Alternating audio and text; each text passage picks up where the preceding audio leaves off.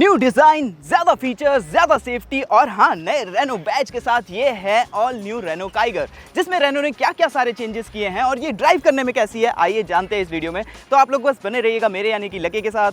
Welcome to what car India. और हाँ, अगर अभी तक नहीं किया है तो सब्सक्राइब कर लीजिए। ओके जी, डिज़ाइन में क्या क्या चेंजेस हुआ है तो जैसे कि आप लोग नोट कर सकते हो यहाँ पे हमारे पास दो कलर्स हैं। और अगर हम शुरू करें रियर प्रोफाइल से तो यहाँ पे इतनी ज़्यादा चेंजेस आपको नहीं दिखेंगे। मोर और लेस थोड़ा बहुत इसको रिप्रोफाइल किया गया है, खास करके जो बम्पर है इसको। और यहाँ पे यस आपको नया रेनो का लोगो भी दिखेगा और ये जो काइगर है इसके फॉन्ट भी थोड़े से डिफरेंट है। अब क्योंकि हम यहीं पे हैं तो इसकी बूट भी देख लेते हैं। तो 405 लीटर का बूट स्पेस आपको यहाँ पे मिलता है, जो कि एक्चुअली काफ़ी ज़्यादा अच्छा है। हालांकि बूट काफ़ी डीप है, लेकिन अगर आपको ज़्यादा कार्गो स्पेस चाहिए तो आप इन सीट्स को 60-40 स्प्लिट में लिटा भी सकते हो। अब आ जाते हैं फ्रंट फेशिया के ऊपर, जहाँ पे ज़्यादा चेंजेस किए हैं रेनो ने। सबसे पहले आप नोट करोगे जो ये ग्रिल है ये नई है, रेनो का लोगो यहाँ पे भी नया है। बॉनेट पे भी आपको थोड़े से चेंजेस दिखेंगे, कुछ एक्स्ट्रा लाइंस यहाँ पे ऐड कर दिए हैं। ये DRL हेडलैम्प और नीचे जो फॉग लैम्प है ये LED है। और सबसे इंटरेस्टिंग बिट जो मुझे लगा कि ये जो स्किड प्लेट है ये काफ़ी बोल्ड है और काफ़ी वाइड है। एज अ रिजल्ट पूरे के पूरे फ्रंट फेशिया को काफ़ी वाइड स्टांस मिलता है, जो कि अच्छा लगता है। अब अगर हम साइड में आ जाए तो यहाँ पे आप नोट करोगे 16 इंच एलॉय रिम्स। और अंदर देखो यहाँ पे आपको रेड ब्रेक कैलिपर्स भी मिलते हैं, जो कि आपको टर्बो वेरिएंट में मिलेंगे। और टर्बो वेरिएंट में आपको यहाँ पे ये टर्बो बैज भी मिलेगा, जिसमें R रेड कलर का है। पहले की तरह अभी भी जो इसकी ग्राउंड क्लियरेंस है 205 mm की है। और ऊपर आप नोट करोगे ये जो रूफ रेल्स हैं ये फंक्शनल है, तो इसमें आप 50 किलो तक का वजन ऐड कर सकते हो। उसके अलावा जो साइड प्रोफाइल है वो मोर और लेस सेम ही है। रेनो काइगर के एक्स शोरूम प्राइजेस जैसा कि आप देख सकते हैं, बेस वेरिएंट यानी कि authentic 1 litre petrol manual transmission के लिए 6,29,000 रुपीज़ से शुरू होते हैं और जाते हैं 9,14,000 रुपये तक। ऑन द अदर हैंड अगर आप टर्बो वेरिएंट में इंटरेस्टेड हो तो उसके एक्स शोरूम प्राइजेस 10 लाख रुपये से शुरू होते हैं। और यहाँ पे नोट करने वाली बात यह है कि टर्बो CVT के भी एक्स शोरूम प्राइजेस 10 लाख रुपये से शुरू हो रहे हैं और जाते हैं 11,30,000 रुपये तक। हाँ जी, तो ऐसा कुछ दिखता है इसका डैशबोर्ड, जहाँ पे ड्यूल टोन कलर स्कीम होने की वजह से ये एक्चुअली काफी प्रीमियम दिख रहा है। और thanks to this lighter colour cabin काफी एरी भी लग रहा है। आपको स्टीयरिंग व्हील के ऊपर ये येलो स्टिचिंग मिल रही है, यहाँ गियर लेवर के ऊपर भी, सीट पे भी येलो स्टिचिंग है। और सीट के ही ऊपर यहाँ पे रेनो की लोगो की भी एम्ब्रॉयडरी करी हुई है येलो कलर में।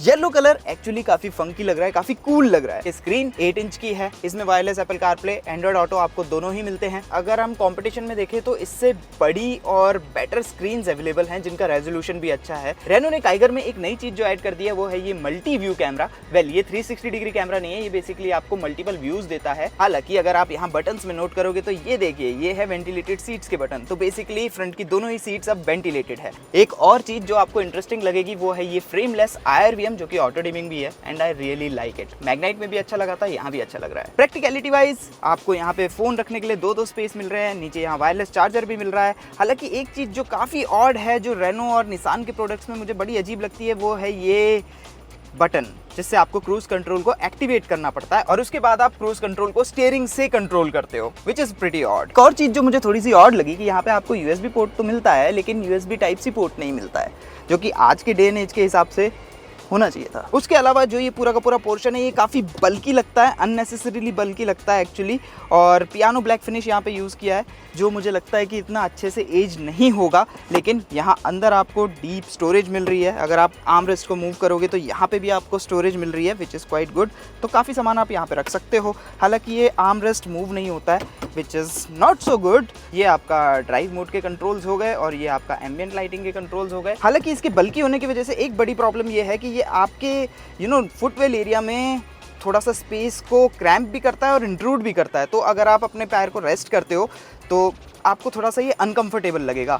और मेरी तो हाइट इतनी ज़्यादा नहीं है, लेकिन जो मुझसे ज़्यादा हाइट वाले लोग होंगे डेफिनेटली उनको और ज़्यादा प्रॉब्लम होगी। और यहाँ पे अगर आप नोट करो तो आपको किसी तरह का फुट रेस्ट भी नहीं मिलता है। वैसे तो यहाँ पे आपको मैग्नाइट के साथ शेयर किए हुए काफ़ी चीज़ें दिखेंगी, लेकिन जो ये डिजिटल ड्राइवर डिस्प्ले है ना, ये एक्चुअली बेटर है। क्यों? क्योंकि देखिए जो इसका यूज़र इंटरफेस है वो एक्चुअली काफ़ी ज़्यादा अच्छा है और जो इसके एनिमेशन है ना वो भी थोड़े स्नैपी है compare to the Nissan Magnite. तो मुझे ये ज़्यादा बेटर लगा। स्टोरेज स्पेसेस के मामले में काइगर में आपको एक इंटरेस्टिंग चीज़ लगेगी कि ऊपर भी आपको ग्लव बॉक्स मिलता है और यहाँ नीचे भी आपको ग्लव बॉक्स मिलता है।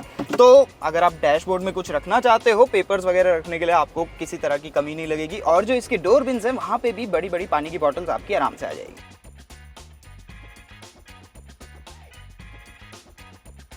सेकंड रो का स्पेस एक्चुअली काफी अच्छा है, आपके पास more than enough knee room है, अंडर थाई सपोर्ट अच्छा है, हेड रूम की कोई कमी नहीं है, लेग रूम के लिए कोई कमी नहीं है। यहाँ पे आपको एयर वेंट्स भी मिल रहे हैं, आपके लिए आर्म रेस्ट भी है कप होल्डर्स के साथ। हालांकि यहाँ पे आपको सेंटर पैसेंजर के लिए हेडरेस्ट नहीं मिलता है, लेकिन बाकी दोनों के लिए हेडरेस्ट एडजस्टेबल है। उसको हालांकि अपनी 3 पॉइंट सीट बेल्ट प्रॉपर मिलती है, सीट बेल्ट रिमाइंडर्स के साथ।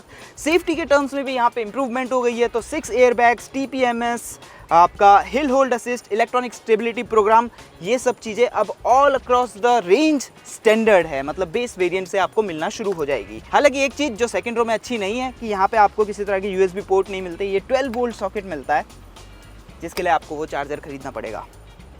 Otherwise second row is quite good और सीट्स भी एक्चुअली काफ़ी कंफर्टेबल है।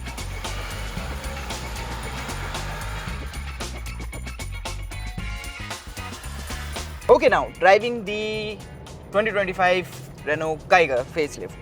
तो बॉनेट के अंदर इंजन ऑप्शंस अभी भी सेम है। पहला है 72 हॉर्स पावर वाला 1 litre 3 cylinder naturally aspirated petrol engine, जिसके साथ आपको 5 स्पीड मैनुअल ट्रांसमिशन या फिर एक AMT गियरबॉक्स का ऑप्शन मिलेगा। और दूसरा जो अभी हम ड्राइव कर रहे हैं 1 litre 3 cylinder turbocharge petrol engine, जो डेवलप करता है 100 हॉर्स पावर। इसके साथ आपके पास 5 स्पीड मैनुअल ट्रांसमिशन या फिर एक CVT गियरबॉक्स का ऑप्शन है। परफॉर्मेंस वाइज रेनो का कहना है कि उनका जो टॉर्क टू वेट रेशियो है वो अपने सेगमेंट में सबसे बेटर है। एज अ रिजल्ट 0 to 100 ये अपने सेगमेंट में सबसे क्विकली कर सकती है। रेनो का ना एक और क्लेम है, और ये थोड़ा सा विचित्र क्लेम है, ये अपने सेगमेंट में दूसरी सबसे बेस्ट फ्यूल एफिशिएंसी देने वाली गाड़ी है, पहली नहीं दूसरी। उसके अलावा स्टीयरिंग का फील अच्छा है, डायरेक्ट है स्टीयरिंग, काफी फीडबैक भी ये आपको अच्छा देता है। और क्योंकि स्टीयरिंग काफी नाइस एंड लाइट है, एज अ रिजल्ट इसको सिटी में मैन्यूवर करना काफी इजी है। ऑन द अदर हैंड जब आप थोड़ी सी स्पीड ग्रैब करते हो तो ये आपको अच्छा खासा वेट भी देता है। थ्रॉटल का रिस्पांस अच्छा है, एंड द गुड थिंग इसकी लो रेव्स पे आपको किसी तरह का टर्बो लैग फील नहीं होता है, और गाड़ी मोमेंटम भी काफी अच्छे से बिल्ड करती है। एंड इवन दो ये एक 3 सिलेंडर इंजन है, लेकिन ड्राइव करते हुए आपको ना पता नहीं चलेगा। नाउ यहाँ पे आपको 3 ड्राइव मोड्स मिलते हैं, eco, normal and sport mode. और ड्राइव मोड पे डिपेंड करता है कि आपका जो थ्रॉटल रिस्पांस है वो कैसा है। बेसिकली इको मोड में गाड़ी आपको ज्यादा एफिशिएंसी देगी, तो जो थ्रॉटल का रिस्पांस है ना वो थोड़ा सा डल हो जाता है। ऑन द अदर हैंड जब आप स्पोर्ट मोड में जाते हो तो वहाँ पे थ्रॉटल का रिस्पांस काफी ज्यादा अच्छा हो जाता है, काफी सेंसिटिव हो जाता है throttle. And along side that जो स्टीयरिंग का फील है वो भी चेंज हो जाता है, तो स्टीयरिंग आपको ज्यादा वेटेड फील होगा। वहीं इको और नॉर्मल मोड में जो स्टीयरिंग है वो काफी ज्यादा लाइट रहता है, तो जिन लोगों को स्टीयरिंग पे थोड़ा ज्यादा वेट पसंद आता है ना, उन लोगों को स्पोर्ट मोड पसंद आएगा।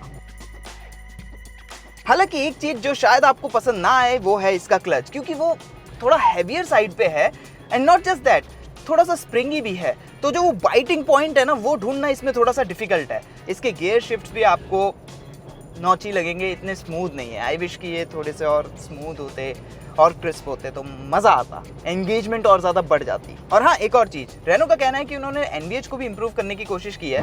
और अब थोड़ा सा डिस्कशन CVT गियरबॉक्स के ऊपर भी, जो कि काफ़ी स्मूथ है और इसके इस 1 लीटर टर्बोचार्ज पेट्रोल इंजन को काफ़ी अच्छे से कॉम्प्लीमेंट करता है। ऑनेस्टली हमारा मानना ये है कि अगर आप काइगर टर्बो पेट्रोल में इंटरेस्टेड हो तो डेफिनेटली आपको CVT गियरबॉक्स ही चूज़ करना चाहिए। ऐसा फील भी होता है, लेकिन अभी मैं इसके ऊपर प्रॉपर कमेंट नहीं करना चाहूँगा, क्योंकि हम एक रेस्ट्रिक्टेड एरिया में बेसिकली ICAT टेस्ट फैसिलिटी में ही इसको ड्राइव कर रहे हैं, तो जब तक हम इसको प्रॉपर पब्लिक रोड्स पे टेस्ट नहीं कर लेते तब तक नो कमेंट्स। अब आइए समराइज करते हैं। तो काइगर रेनो की तरफ से पहले भी एक अच्छी ऑफरिंग थी, और फेसलिफ्ट में डेफिनेटली चीजें रेनो ने इम्प्रूव ही की है, जिसका मतलब ये कि अगर आपको पिछली रेनो काइगर पसंद थी तो ये डेफिनेटली पसंद आएगी। आप लोग बताइए कमेंट सेक्शन में कमेंट करके कि आप लोगों को 2025 रेनो काइगर फेसलिफ्ट कैसी लगी। यहाँ पे और यहाँ पे क्लिक करके आगे की वीडियोस देखिए। अगर वीडियो अच्छी लगी है तो लाइक छोड़ना मत भूलिएगा, अपने दोस्तों के साथ शेयर भी कर दीजिएगा, और सब्सक्राइब करना बिल्कुल मत भूलिएगा। Thanks for watching, see you next time.